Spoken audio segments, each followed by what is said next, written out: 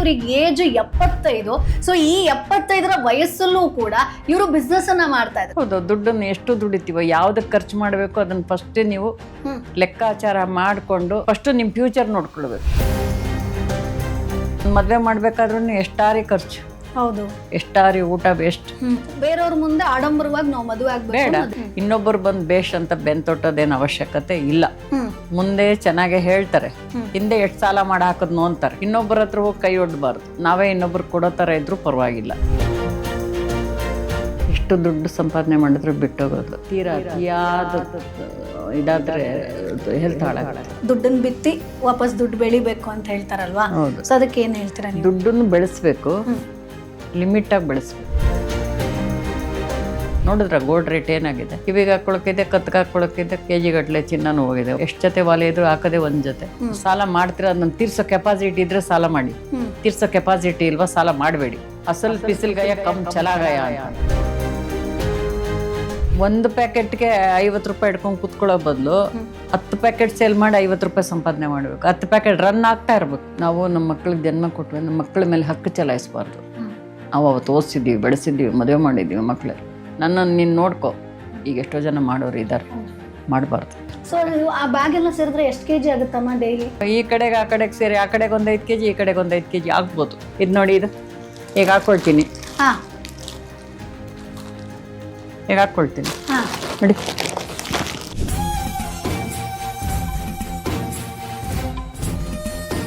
Hi, hello, ನಮಸ್ಕಾರ. Welcome to Boss Wala YouTube channel. ನಾನು ಚೈತ್ರ. ಸ್ನೇಹಿತರೆ, ಇವತ್ತು ನಾನೊಬ್ರ ಜೊತೆಗಿದ್ದೀನಿ. ಇವ್ರ ಹೆಸರು ಶಿವಮ್ಮ ಅಂತ. ಇವ್ರಿಗೆ ಏಜ್ 75.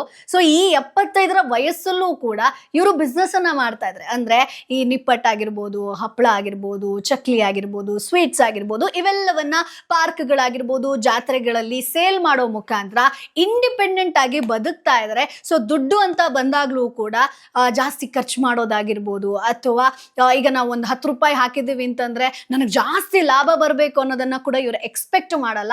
ಸೊ ಸಾಕಷ್ಟು ಜನರಿಗೆ ಇವರು ಒಂದ್ ರೀತಿಯಾಗಿ ಇನ್ಸ್ಪಿರೇಷನ್ ಅಂತಾನೆ ಹೇಳ್ಬೋದು. ಯಾಕಂತಂದ್ರೆ 75 ವಯಸ್ಸಲ್ಲಿ ಯಾರು ಕೆಲಸ ಮಾಡ್ತಾರೆ ಹೇಳಿ? ಎಲ್ಲರೂ ಕೂಡ ರಿಟೈರ್ ಹಾಕೊಂಡು ಆರಾಮಾಗಿ ಮನೇಲಿ ಇರ್ಬೋದು ಅಂತ ಹೇಳ್ತಾರೆ. ಬಟ್ ಶಿವಮ್ಮ ಹಾಗಲ್ಲ.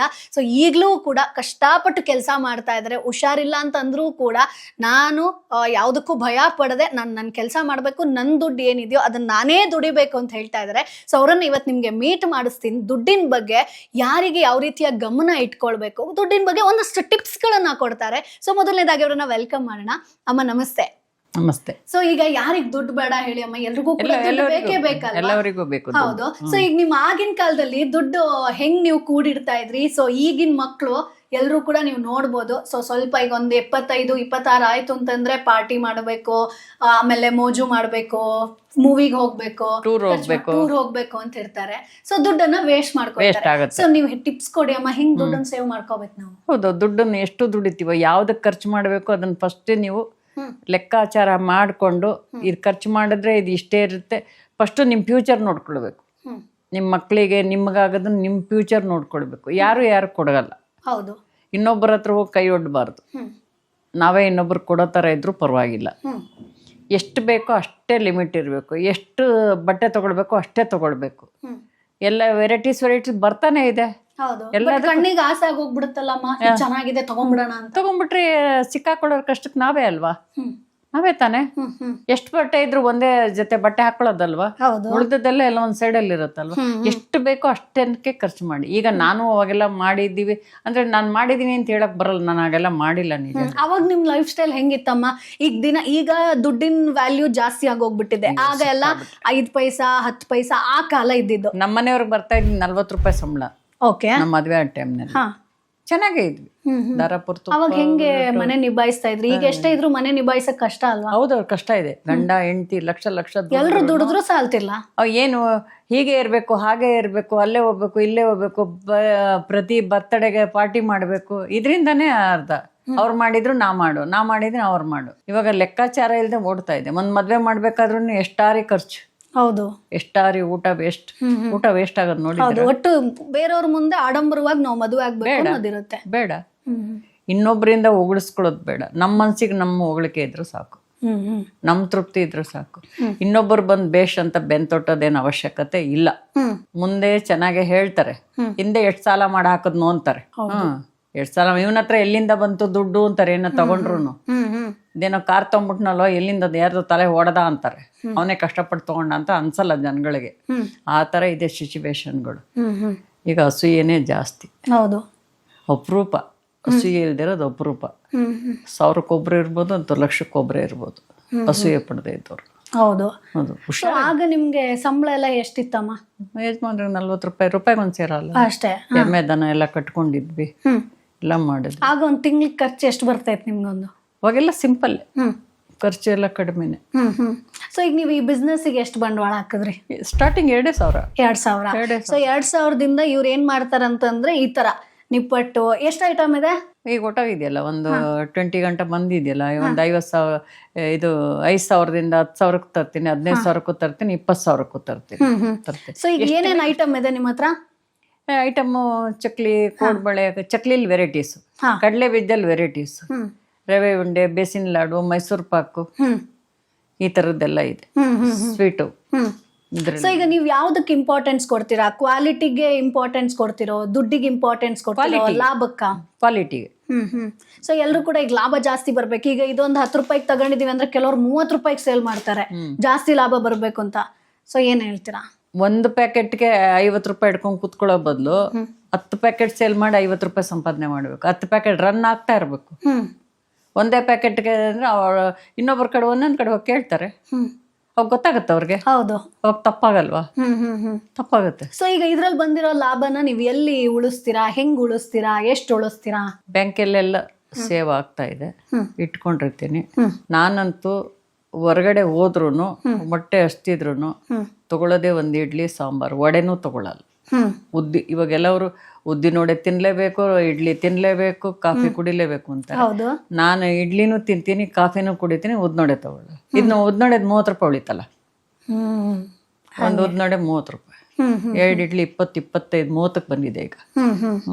ಸೊ ಈ 75 ವಯಸ್ಸಲ್ಲೂ ಇಷ್ಟು ಧೈರ್ಯ ಹೆಂಗ್ ಬರುತ್ತೆ? ಈಗ ಮನೆಯವರು ಈಗ ದುಡಿತಾ ಇದ್ರೆ ಒಂದ್ ಕಡೆ ಖುಷಿ ಇರುತ್ತೆ, ಹೌದು, ಆದ್ರೂ ಕೂಡ ಇನ್ನೊಂದ್ ಕಡೆ ಇರುತ್ತಲ್ಲ, ಯಾಕೆ ಅಮ್ಮ ಇಷ್ಟು ಕಷ್ಟ ಪಡ್ತಾ ಇದಾರೆ, ಬೇಡ, ಆತರ ಹೇಳಿದ್ದುಂಟಾ? ಹೇಳಿದ್ದ ಉಂಟು. ಮಗನೇ ಹೇಳ್ತಾನೆ, ಇದ್ ಬ್ಯಾಗ್ ಎತ್ತಕ್ಕಾಗತ್ತಾ ನೋಡಿ, ಎಷ್ಟು ಬ್ಯಾಗ್ ಇದೆ ವಜನ್ ಹೇಳ್ತಾನೆ. ಸೊ ಆ ಬ್ಯಾಗ್ ಎಲ್ಲ ಸೇರಿದ್ರೆ ಎಷ್ಟು kg ಆಗುತ್ತಮ್ಮ ಡೈಲಿ? ಒಂದು ಈ ಕಡೆಗೆ ಆ ಕಡೆಗೆ ಸೇರಿ, ಆ ಕಡೆಗೆ ಒಂದು 5 kg, ಈ ಕಡೆಗೆ ಒಂದು 5 kg ಆಗ್ಬೋದು. ಇದನ್ನ ಬ್ಯಾಗ್ ಈಗ ತಗೊಂಡ್ಬಿಟ್ರೆ ಇದಕ್ಕೆ ಜಿಪ್ ಇದೆ, ಹೋಗ್ಬಿಟ್ಟಿದೆ, ಹಾಕಿಸ್ಬೇಕು. ಸೊ ಇದನ್ನ ಡೈಲಿ ತಗೊಂಡ್ ಹೋಗ್ತೀರಾ? ಓ ಡೈಲಿ. ಇದು ನೋಡಿ, ಇದು ಈಗ ಇದೆಯಲ್ಲ, ಇದು ನೋಡಿ, ಇದು ಈಗ ಹಾಕೊಳ್ತೀನಿ, ಈಗ ಹಾಕೊಳ್ತೀನಿ ನೋಡಿ. ಈಗ ಇದು ಎಲ್ಲ ಕಾಣುತ್ತೆ. ಬಸ್ ಇಳಿತಾನು ತಗೋತಾರೆ, ಬಸ್ ಒಳಗಡೆನೆ ತಗೋತಾರೆ. ಏನಮ್ಮ ಅದು ಅಂತಾರೆ, ಹೇಳ್ತೀನಿ. ಚಕ್ಲಿ, ನಿಪ್ಪಟ್ಟು, ಕೋಡ್ಬಳೆ, ಕಡಲೆ ಬೀಜ ಎಲ್ಲ ಅದೇನು ಬರುತ್ತೋ ಬಾಯಲ್ಲಿ ಎಲ್ಲ ಪಟ ಪಟ ಇದಾಗೋಗಿದೆ. ಈರುಳ್ಳಿ ಹಪ್ಪಳ, ಹುಳ್ಳಿಕಾಳು ಹಪ್ಪಳ, ಉದ್ದಿನ ಹಪ್ಪಳ, ಅಕ್ಕಿ ಹಪ್ಪಳ ತಗೊಳ್ತಾರೆ. ಈ ಬಸ್ಸಲ್ಲಿ ಇಳಿವಾಗ ಮಕ್ಳು ಇಳಿತಾರಲ್ಲ, ಅವ್ರ ಕೈಗೆ ಬ್ಯಾಗ್ ಕೊಡ್ತೀನಿ, ಇಳಿದು ಇಡ್ತಾರ ಅವರು. ಅಮ್ಮ ಏನೇನಿದೆ ಕೊಡಿ ಅಂತಾರೆ. ಕವರ್ ಎನಿ ಟೈಮ್ ರೆಡಿ ಇಟ್ಟಿರ್ತೀನಿ, ಪ್ಯಾಕ್ ಮಾಡಿ ಕೊಡಕ್ಕೆ, ಕವರ್ಗೆ ಹಾಕಿ ಕೊಡಕ್ಕೆ. ಲೆಕ್ಕ ಅಲ್ಲೇ ಸೆಕೆಂಡ್ಗೆ ಹಾಕ್ಬಿಡ್ತೀನಿ. ಸೊ ಲೆಕ್ಕ ಎಲ್ಲ ಹೆಂಗ್ ಇಟ್ಕೋತೀರಾ ನೀವು? ಅಂದ್ರೆ ಲೆಕ್ಕ ಈಗ ನಂಗೆ ಕ್ಯಾಲ್ಕುಲೇಟರ್ ಅವೆಲ್ಲ ತಗೊಳಲ್ಲ. ಹೌದು, ಬಟ್ ಹೆಂಗೆ ಆಗತ್ತೆ? ಬಟ್ ನೀವು ಓದಿರೋದು 10ನೇ ಕ್ಲಾಸ್ ಅಷ್ಟೇ ಅಲ್ವಾ? ಹೆಂಗೆ ಪಟ್ಪಟ ಅಂತ ಈಗ 500 ರೂಪಾಯಿ ಕೊಟ್ರೆ ಎಷ್ಟು ಕೊಡ್ಬೇಕು, ಆತರ ಎಲ್ಲ ಹೆಂಗ್ ಕ್ಯಾಲ್ಕುಲೇಟ್ ಮಾಡ್ಕೋತೀರಾ? ಮಾಡ್ಬಿಡ್ತೀನಿ. ಈ ಕಡೆಗೆ ಒಂದು ಬ್ಯಾಗ್ ತಗ್ಲಾಕ್ ಕೊಡ್ತೀನಿ, ಹೀಗೆ ಹಿಡ್ಕೊಳ್ತೀನಿ, ಹೋಗ್ತಾ ಇರ್ತೀನಿ. ಅಲ್ಲಿಂದ ಮೂಲೆಗೆ ಹೋದ್ರೆ ನೋಡ್ತೀನಿ, ಆಟೋಗೆ ಒಂದು 30-40 ಕೇಳ ನೋಡ್ತೀನಿ, ವರ್ಕೌಟ್ ಆಗತ್ತಾ ಸರಿ ಅಂದ್ಬಿಟ್ಟು ಹತ್ತೀನಿ. ವರ್ಕೌಟ್ ಆಗಲ್ವಾ, ಬಸ್ಸೇ 2 ಬಸ್ಸು. ಫಸ್ಟ್ ಬ್ಲಾಕ್ ಒಂದು ಹೋಗಿ K2 ಹೋಗಿ ಶಂಕರ್ ಮಠ ಇಳಿದು ಆ ಕಡೆಯಿಂದ ಬಂದು ವಿವೇಕಾನಂದ ಪಾರ್ಕಲ್ಲಿ ಕೂತ್ಕೊಳ್ತೀನಿ. ಎಲ್ಲರೂ ಅಜ್ಜಿ ಏನ್ ತಂದಿದ್ದಾರೆ, ಹಾಗೆ ದುಡ್ಡು ಹಾಕಿದವರು ಇದ್ದಾರೆ. ಅಜ್ಜಿ ನೀವು ನಮಗೆ ಸ್ಫೂರ್ತಿ, ನಿಮ್ಮ ನಂಬರ್ ಹೇಳಿ ಅಂತಾರೆ. ಯಾಕಪ್ಪ? ಇಲ್ಲ ಏನೋ ಒಂದು ಕೊಡ್ಬೇಕು ನಿಮಗೆ ಅಂತಾರೆ. ನೋಡಿದ್ರೆ ಅವರು ದುಡ್ಡು ಹಾಕಕ್ಕೆ. ಅವಾಗ ಅವ್ರಿಗೆ ನಾನು ಏನಾದರೂ ಒಂದು ಐಟಮ್, ನೀವು ಹಾಗೆ ತಗೊಳ್ಳಿಪ್ಪ ಒಂದು ಕೊಡ್ತೀರಾ? ಓಕೆ. ಸೊ ಈಗ ದುಡ್ಡು ನಮ್ಮ ಲೈಫಲ್ಲಿ ಎಷ್ಟು ಇಂಪಾರ್ಟೆಂಟ್ ಅಮ್ಮ? ಎಷ್ಟು ಬೇಕು ನಮ್ಗೆ ಒಂದು ಬದುಕಕ್ಕೆ? ಲಿಮಿಟ್. ಎಷ್ಟು ದುಡ್ಡು ಸಂಪಾದನೆ ಮಾಡಿದ್ರೆ ಬಿಟ್ಟೋಗೋದು. ತೀರಾ ಅತಿಯಾದ ಇದಾದ್ರೆ ಹೆಲ್ತ್ ಹಾಳಾಗುತ್ತೆ. ಎಷ್ಟು ಬೇಕೋ ಅಷ್ಟಕ್ಕೆ ಮಾಡ್ಕೊ. ಸೊ ನೀವು ಯಾವ್ದಕ್ಕೆ ಇಂಪಾರ್ಟೆನ್ಸ್ ಕೊಡ್ತೀರಾ, ಹೆಲ್ತ್ಗೋ ದುಡ್ಡುಗೋ? ಹೆಲ್ತ್. ಆರೋಗ್ಯವೇ ಭಾಗ್ಯ. ಹ್ಮ್ ಅದಿಲ್ದ್ರೆ ಹೋಯ್ತಲ್ಲ. ಹೌದು. ಈಗ ಒಂದು ಸೆಕೆಂಡ್ ಊಟ ಮಾಡೋಕ್ಕಾಗಲ್ಲ ಅಂದರೆ ಏನು ಮಾಡ್ಕೋತೀರಿ? ಸೊ ಈಗ ದುಡ್ಡು ಅಂತ ಬಂದಾಗ ನಾವೀಗ ನಾರ್ಮಲ್ ದುಡ್ಡನ್ನ ಬಿತ್ತಿ ವಾಪಸ್ ದುಡ್ಡು ಬೆಳಿಬೇಕು ಅಂತ ಹೇಳ್ತಾರಲ್ವಾ? ಹೌದು. ಸೊ ಅದಕ್ಕೆ ಏನ್ ಹೇಳ್ತೀರಾ ನೀವು? ದುಡ್ಡನ್ನು ಬೆಳೆಸ್ಬೇಕು, ಲಿಮಿಟಾಗಿ ಬೆಳೆಸ್ಬೇಕು. ಒಂದು ಇದರಲ್ಲಿ ನಳದ ಮೇಯಂತಿಯಲ್ಲಿ ಹಾಡು ಬರೋದು, ಅಳತೆ ಇಲ್ಲದ ನಿನ್ನ ಮಾಯೆ ಅಳಿಯಲು ಏನು ಸಾಧ್ಯವಯ್ಯ ಅಂತ. ಅಳತೆ ಇಲ್ಲ, ಇದು ಅಳತೆ ಇದೆಯಾ? ಇಲ್ಲ. ಅಳತೆ ಅಷ್ಟಕ್ಕೆ ಮಾಡಬೇಕು. ನಿಮಗೆ ನೀವೇ ಸ್ಫೂರ್ತಿ ಆಗಬೇಕು, ನಿಮಗೆ ನೀವೇ ಗೈಡ್ ಮಾಡ್ಕೋಬೇಕು. ಇದು ಮಾಡೋದು ಸರಿನಾ, ಮಾಡ್ತಾ ಇದ್ದೀನಾ, ಇದು ತಗೊಂಡಿದ್ದು ಸರಿನಾ, ಇದೆಲ್ಲ ಲೆಕ್ಕ ಹಾಕ್ಕೊಳ್ಳಿ. ನೀವೇ ಅವಾಗ ಇದು ಮಾಡ್ಬೋದು. ಆದ್ರೆ ಈಗ ಒಂದು 60-65 ಆದ್ಮೇಲೆ ಒಂದು ರಿಟೈರ್ಡ್ ಲೈಫ್ ಅಂತ ಇರುತ್ತಲ್ವಾ? ಸೊ ನಿಮ್ಗೆ ಆ ರಿಟೈರ್ಡ್ ಲೈಫ್ ಬೇಡವಾ? ಬೇಡ. ಭಗವದ್ಗೀತೆ ಕೇಳ್ತೀನಿ ವಾರಕ್ಕೊಂದ್ಸಲ. ಭಗವದ್ಗೀತೆಗೆ ಈಗ ತಿರ್ಗಾ ಶುರು ಮಾಡ್ತೀನಿ ಹೋಗೋಕ್ಕೆ. ಇಸ್ಕಾನ್ ಎಲ್ಲ ಫ್ರೆಂಡ್, ಪ್ರಭುಗಳೆಲ್ಲ ಫ್ರೆಂಡ್ ಇದ್ದಾರೆ. ಮಾತಾಜಿ ಅಂತ ಕರೀತಾರೆ. ಅಲ್ಲೂ ಸರ್ವಿಸ್ ಮಾಡಿದ್ದೀವಿ. ಮೊನ್ನೆ ಖುಷಿಯಾಗಿ ಹೋಗಿ ಗೋಕುಲಾಷ್ಟಮಿಗೆ ಪ್ರಭು ಒಂದೇ ಗೇಟಲ್ಲಿ ಹೋಗಿ ಆಟೋದಲ್ಲಿ ಕಳಿಸ್ಕೊಟ್ರು, ಲಿಫ್ಟಲ್ಲಿ ಜೊತೆಗೆ ಒಬ್ಬರನ್ನ ಕಳಿಸಿದ್ರು. ಅಲ್ಲಿಂದ ಕರ್ಕೊಂಡು ಬಂದು ಪೊಂಗಲು ಪ್ರಸಾದವನ್ನು ಕೊಟ್ಟು ಕರ್ಕೊಂಡು ಬಂದು ಕೆಳಗಡೆ ಬಿಟ್ರು. ಆಯಿತು ಮಾತಾಜಿ ಅಂತ. ಹಾಗೆ ನಾವು ಹೋಗ್ತಾ ಇದ್ರೆ ಆ ಕಡೆಯಿಂದ ಬರ್ತಿದ್ರೆ ಈ ಅಜ್ಜಿ ಬರ್ತಿದೆ ಅಂತ ಓಡೋಗ್ಬಾರ್ದು. ಖುಷಿ ಆಗ್ಬಿಟ್ಟು ಅಜ್ಜಿ ಅಂತ ಮಾತಾಡಿಸ್ಬೇಕು. ಆ ಥರ ಬೆಳಿಬೇಕು, ಬದುಕಬೇಕು. ಎಷ್ಟು ಜನಕ್ಕಿದೆ ಅದು ಆ ಥರ ಬೆಳೆಯೋದು? ಗತ್ತು ಮಾಡಿದ್ರೆ ಪ್ರಯೋಜನ ಇಲ್ಲ. ಹೋಯ್ತು, ಜೀವನ ಹೋಯ್ತು. ಗುರ್ತಿಸ್ಬೇಕು. ಎಲ್ಲೋ ಫೋನ್ ಮಾಡಲಿಲ್ಲ ಶಿವಕ್ಕ ಅನ್ನೋ ಥರ ಇರಬೇಕು. ಫೋನ್ ಮಾಡ್ತಾನೆ. ಈಗ ಫೋನ್ ಮಾಡುವಾಗಲೂ ನಾನು ಹುಷಾರಿದ್ದೀನಿ. ಫ್ರೆಂಡ್ ಸರ್ಕಲ್ ಅವ್ರು ಮಾತಾಡೋದು ದಾಟಿನಲ್ಲೇ ಆ ಫೋನ್ ತಿರ್ಗದ ಅವ್ರು ಫೋನೇ ಮಾಡೋಕ್ಕೆ ಹೋಗಲ್ಲ ನಾನು. ಗೊತ್ತಾಗೋಗುತ್ತೆ ನನಗೆ. ಓಕೆ, ಅಂದರೆ ಏನು ಕಾಲ್ ಮಾಡಿದ್ದಾರೆ ಅಂತ ಒಂಥರ ಏನೋ ನಾನಾಗೆ ಫೋನ್ ಮಾಡಿದ್ರೆ ಏನೋ ಒಂಥರ ಮಾತಾಡೋನೋ ಬೇಡವೋ ಅಂತ ಮಾತಾಡ್ತಾರೆ. ಅದನ್ನು ನಾವು ಅಬ್ಸರ್ವ್ ಮಾಡ್ಬಿಟ್ಟು ಅವ್ರಿಗೆ ತಿರ್ಗಿ ಫೋನ್ ಮಾಡೋಕ್ಕೆ ಹೋಗ್ಬಾರ್ದು. ಅವ್ರಿಗೆ ಎಷ್ಟೇ ಇದ್ರೆ ಫೋನ್ ಮಾಡಲಿ ಬಿಡಿ ಅಲ್ವಾ? ಬಟ್ ಈಗ ಈ 75 ಏಜ್ ಅಲ್ಲೂ ಇಂಡಿಪೆಂಡೆಂಟ್ ಆಗಿ ಬದುಕ್ತಾ ಇದ್ರಲ್ವಾ? ಸೊ ನಿಮ್ಗೆ ಎಷ್ಟು ಖುಷಿ ಇದೆ? ಈಗ ದುಡ್ಡಿನ ವಿಚಾರ ಆಗಿರ್ಬೋದು, ಅಥವಾ ನಿಮ್ಮ ಲೈಫ್ ಸ್ಟೈಲ್ ನೀವು ಲೀಡ್ ಮಾಡ್ತಿರೋದಾಗಿರ್ಬೋದು, ಯಾರ ಹಂಗಲ್ಲೂ ಬದುಕ್ತಾ ಇಲ್ಲ. ಸೊ ನಿಮ್ದೇ ದುಡ್ಡು, ನಿಮ್ದೇ ಜೀವನ, ನಿಮ್ದೇ ಲೈಫ್ ಸ್ಟೈಲು, ನಿಮ್ದೇ ಊಟ. ಸೊ ಎಷ್ಟು ಖುಷಿ ಅನ್ಸುತ್ತೆ? ಖುಷಿ ಇದೆ, ಖುಷಿ ಇದೆ. ನಾವು ನಮ್ಮ ಮಕ್ಕಳಿಗೆ ಜನ್ಮ ಕೊಟ್ವಿ, ನಮ್ಮ ಮಕ್ಕಳ ಮೇಲೆ ಹಕ್ಕು ಚಲಾಯಿಸಬಾರ್ದು. ನಾವು ಅವತ್ತು ಓದಿಸಿದ್ದೀವಿ, ಬೆಳೆಸಿದ್ದೀವಿ, ಮದುವೆ ಮಾಡಿದ್ದೀವಿ. ಮಕ್ಕಳು ನನ್ನನ್ನು ನೀನು ನೋಡ್ಕೊ. ಈಗ ಎಷ್ಟೋ ಜನ ಮಾಡೋರು ಇದ್ದಾರೆ. ಹೌದು, ಮಾಡಬಾರ್ದು.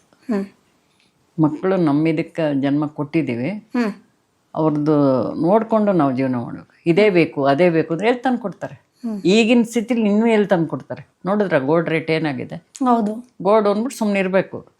ಸಾಲ ಮಾಡಕ್ಕೆ ಹಾಕೊಳಕ್ ಹೋಗ್ಬೇಕು. ಚಿನ್ನ ಎಲ್ಲ ಪರ್ಚೇಸ್ ಮಾಡ್ತೀರಾ ನೀವು? ಇಲ್ಲ ಇಲ್ಲ, ನಾ ಮಾಡಲ್ಲ. ಕಿವಿಗೆ ಹಾಕೊಳಕಿದೆ, ಕತ್ಗೆ ಹಾಕೊಳಕಿದೆ, ಬಳೆ ಚಿನ್ನದ್ದೇನಿಲ್ಲ, ಎಲ್ಲ ಹೋಗಿದೆ. KG ಗಟ್ಟಲೆ ಚಿನ್ನನೂ ಹೋಗಿದೆ, ಉಂಗುರ ಒಂದಿದೆ, ಸಾಕಷ್ಟೇ.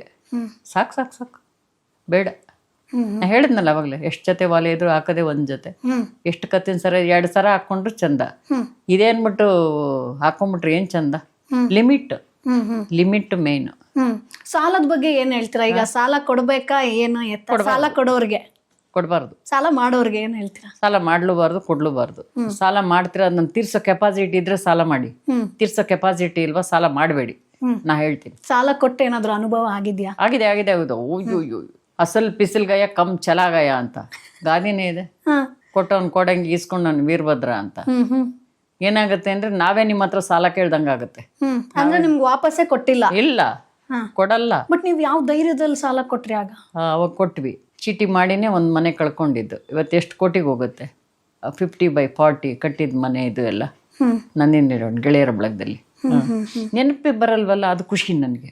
ದೇವ್ರಿಗೆ ಥ್ಯಾಂಕ್ಸ್ ಹೇಳ್ತೀನಿ. ಬಟ್ ನೀವು ಯಾವತ್ತು ಯೋಚನೆ ಮಾಡಲ್ವಾ, ಅಯ್ಯೋ ಆ ಮನೆ ಈಗ ಇರ್ತಿದ್ರೆ ಇಷ್ಟು ಕೋಟಿ ಬರ್ತಿತ್ತು, ಕಳ್ಕೊಂಡೆ ಅಂತ ಪ್ರಾಮಿಸ್ ನನ್ಗೆ ದೇವ್ರಿಗೆ. ಅದಕ್ಕೆ ನಾನು ಥ್ಯಾಂಕ್ಸ್ ಹೇಳ್ತಾ ಇರ್ತೀನಿ. ಬುರ್ಡೆ ಒಳ್ಳೇದು ಕೊಟ್ಟಿದ್ದಾನೆ ಅಂತ. ಈ ಬುರ್ಡೆ ಒಳ್ಳೇದು ಕೊಟ್ಟಿದ್ದಾನೆ. ಅಯ್ಯೋ ಅನ್ನೋದಿಲ್ಲ. ಅಯ್ಯೋ ನಾ ತಿನ್ಲಿಲ್ಲ, ಇದು ಉಣ್ಲಿಲ್ಲ, ಅದು ಉಟ್ಕೊಳ್ಳಿಲ್ಲ, ಹೋಯ್ತು ಅನ್ನೋದು ಇಲ್ಲ. ಅದಕ್ಕೆ ನನಗೆ ಖುಷಿ ಇದೆ ಅಲ್ವಾ? ಎಲ್ಲರೂ ಅಷ್ಟೇ, ಎಲ್ಲರೂ ಕಲ್ತ್ಕೋಬೇಕು. ಕಳೆದೋಗಿದ್ದೇನೆ ನೆನಪು ಮಾಡ್ಕೊಂಡು ಕೂತ್ಕೊಂಡ್ರೆ ಮುಂದೆ ಏನು ಗಳಿಸ್ತೀರಾ? ಅದು ಬಿಡಿ. ಸುಮ್ಮನೆ ಆಸೆಗೆ ಬಡ್ಡಿ ಕೊಟ್ಬಿಡ್ತಾರೆ. ಒಡವೆ ಮಾಡಕ್ಕೆ ಬಡ್ಡಿ ಇಷ್ಟೋ ಜನ ಎಲ್ಲ ನಂಗೆ ಹೇಳ್ತಾರೆ, 5 ಲಕ್ಷ ಕೊಟ್ಟಿದ್ದೀನಿ, 2 ಲಕ್ಷ ಕೊಟ್ಟಿದ್ದೀನಿ. ದಯವಿಟ್ಟು ಏನು ಹೇಳ್ಬೇಡಿ ಅಂತೀನಿ ನಾನು. ಕೊಡೋದು ನಿಮ್ಗೆ ಯಾರು ಹೇಳ್ದವ್ರು? ಈಗ ಒಬ್ರಿಗೆ ಊಟ ಇಕ್ಕೋದು ತಪ್ಪೇ, ಹೆಂಗಂತೀರಾ? ಅಕಸ್ಮಾತ್ ಅವನು ಏನಂದ್ರೆ ಅಲ್ಲಿ ಊಟದ ಹೆಚ್ಚಾಗಿ ಅಲ್ಲಿ ಹಾರ್ಟ್ ಅಟ್ಯಾಕ್ ಆಯ್ತು, ನಮ್ಮನ್ನ ಹಿಡ್ಕೊಂಡು ಹೋಗ್ತಾರೆ. ಊಟನೂ ಕೊಡಬಾರ್ದು, ಕಾಫಿನೂ ಕೊಡಬಾರ್ದು ಅನ್ಸುತ್ತೆ ಒಂದೊಂದ್ಸಲ. ಏನೇ ಹೆಚ್ಚು ಕಮ್ಮಿ ಅಂದರೆ ನಮ್ಮನ್ನೇ ಹಿಡ್ಕೊಳ್ಳೋದು. ಅಲ್ಲಿ ಏನು ನಡೀತೋ ಗೊತ್ತಿಲ್ಲ. ಈ ಥರ ನಾನು ಒಬ್ಬರೇ ಹೋಗೋದು ಒಬ್ಬರೇ ಬರೋದು, ಯಾರನ್ನೂ ಜೊತೆ ಕರ್ಕೊಂಡು ಹೋಗಲ್ಲ. ಯಾರು ಸವಾಸರು ಬೇಡ ಬೇಡ ಅಂತ. ಬೇಡ ಬೇಡ ನಮ್ಮ ದಾರಿಲಿ ನಾವು ನಡ್ಕೊಂಡು ಯಾರ ಕೇಳಿದ್ರೆ ಗೈಡ್ ಮಾಡೋಣ. ಬಟ್ಟೆ ತನ್ನಿ, ಏನಿಲ್ಲ, ಒಂದು 10,000 ರೂಪಾಯಿ ನೈಟಿ ಹಾಕ್ಬಿಟ್ರೆ ನೀವು ಬದುಕೋಬೋದು. ಒಂದು ನೈಟಿಗೆ 50 ರೂಪಾಯಿ ಅಂತ ಇಟ್ಟರೆ 10,000 ರೂಪಾಯಿಗೆ ಎಷ್ಟು ನೈಟಿ ಬರುತ್ತೆ? 1,000 ರೂಪಾಯಿಗೆ 3 ಅಂತಲೇ ತನ್ನಿ, ಒಳ್ಳೆ ಕ್ವಾಲಿಟಿ ತನ್ನಿ. 500ಗೆ ಮಾರಿ ಎಷ್ಟು ದುಡ್ಡು ಆಯಿತು? 10,000ಗೆ ಒಂದು 2,000 ಬಂತ? ಆ 2,000 ಖರ್ಚು ಮಾಡಿ 10,000 ಅಲ್ಲೇ ಇಡೀ ಬಂಡವಾಳ ಮಾಡಿ. ಯಾಕೆ ಇನ್ನೊಬ್ರ ಹತ್ರ ಕೈ ಹೊಡ್ತೀರ? ಅದೇ ದುಡ್ಡು ಜೀವನ ಮಾಡಿ. ಹಾಗೆ ಮಾಡಿ ಮಾಡೋದನ್ನು ಕಲಿಬೇಕು ಅಲ್ವಾ? ಮಾಡ್ಬೋದು. ಒಂದು ಹೆಜ್ಜೆ ಇಟ್ಟರೆ ಅದು ಹಂಗೆ ಕಲಿತಾ ಹೋಗ್ತೀವಿ. ಮಾಡ್ಬೋದು. ಥ್ಯಾಂಕ್ ಯು ಸೋ ಮಚ್ ಅಮ್ಮ. ಸಿಕ್ಕಾಪಟ್ಟೆ ಖುಷಿ ಆಯ್ತು ಇವತ್ತು ನಿಮ್ಮ ಹತ್ರ ಮಾತನಾಡಿ. Thank you. ಇಷ್ಟೊಂದು ಗೈಡೆನ್ಸ್ ಕೊಟ್ರಿ, ಇಷ್ಟೊತ್ತು ಮಾತಾಡಿದ್ರಿ. ಸೊ ನಿಮ್ಮ ಎನರ್ಜಿ ಒಂದು ರೀತಿಯಾಗಿ ಡಬಲ್ ಎನರ್ಜಿ ಅಂತಲೇ ಹೇಳ್ಬೋದು ನಿಮ್ಮದು. ಥ್ಯಾಂಕ್ ಯು ಅಮ್ಮ. ನಿಮಗೆ ಆರೋಗ್ಯ ಐಶ್ವರ್ಯ ಎಲ್ಲ ದೇವ್ರು ಕೊಡಲಿ. ಇನ್ನೊಂದಷ್ಟು ವರ್ಷಗಳ ಕಾಲ ಈ ಬಿಸ್ನೆಸ್ ಮಾಡಿ ಆರೋಗ್ಯವಾಗಿರಿ, ಖುಷಿಯಾಗಿರಿ. ಥ್ಯಾಂಕ್ ಯು ಅಮ್ಮ. ಸೊ ನೋಡಿದ್ರಲ್ವಾ ಸ್ನೇಹಿತರೆ, ಶಿವಮ್ಮ ಅವರು ದುಡ್ಡಿನ ವಿಚಾರ ಬಗ್ಗೆ ಸಾಕಷ್ಟು ಮಾತನಾಡ್ತಿದ್ರು. ಅಂದ್ರೆ ಸಾಲ ಕೊಡೋರಾಗಿರ್ಬೋದು, ಸಾಲ ತಗೊಳ್ಳೋರಾಗಿರ್ಬೋದು, ಯಾವ ರೀತಿಯಾಗಿರ್ಬೇಕಾಗತ್ತೆ. ಸೊ ದುಡ್ಡಿನ ವಿಚಾರ ಅಂತ ಬಂದಾಗ ದುಡ್ಡನ್ನ ಬಿತ್ತಿ ದುಡ್ಡನ್ನ ಯಾವ ರೀತಿಯಾಗಿ ನಾವು ಬೆಳೆಸ್ಬೇಕು, ಸೊ ದುಡ್ಡಿನ ವಿಚಾರದಲ್ಲಿ ಅಸೂಯೆ ಪಡಬಾರ್ದು, ಇವೆಲ್ಲದರ ಬಗ್ಗೆ ಸಾಕಷ್ಟು ಟಿಪ್ಸ್ಗಳನ್ನ ಕೊಟ್ರು. ಈ ವಿಡಿಯೋ ನಿಮ್ಗೆ ಯೂಸ್ಫುಲ್ ಆಗಿರುತ್ತೆ ಅಂತ ಅನ್ಕೊಳ್ತೀನಿ. ಮುಂದಿನ ಎಪಿಸೋಡ್ ಅಲ್ಲಿ ಮತ್ತೆ ನಿಮ್ಮನ್ನ ಭೇಟಿ ಆಗ್ತೀನಿ. ಅಲ್ಲಿವರೆಗೂ bye bye. Boss Wala. Be the boss.